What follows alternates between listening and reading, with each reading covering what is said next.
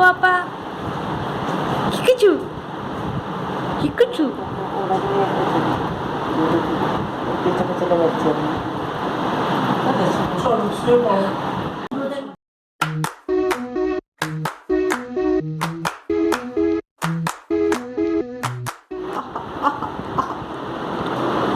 রোদের মতো কাশি।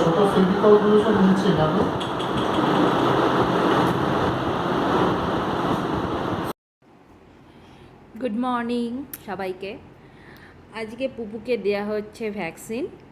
পুপুর আজকে 6 মাসের যে ইনফ্লুয়েঞ্জার ভ্যাকসিনটা হয় সেই ভ্যাকসিনটা আজকে দেয়া হচ্ছে। এখানে যিনি ভ্যাকসিন দিতে আসে তিনি দেখে নিচ্ছে, ভালো মতো করে চেক করে নিচ্ছে যে কোনো মানে কি ওই যে স্কিনের প্রবলেমটা আছে না, ওই জন্য ভালো মতো করে চেক করে নিচ্ছে যে আর কি কি প্রবলেম আছে না আছে উনি দেখে নিচ্ছে। ওই যে এবার দেওয়া হবে ভ্যাকসিন। বলছে ও করছে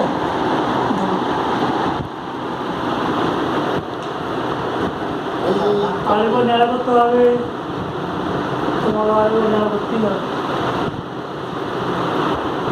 কিন্তু আপনি পুরো পেনলেস, ব্যথা হবে না।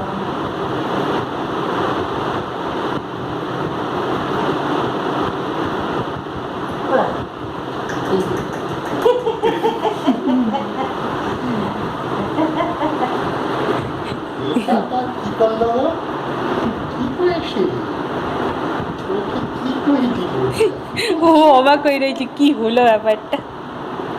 লোশন দিয়েছি, লোশন লাগানো লোশন ওরা যে হয়নি তার কুচু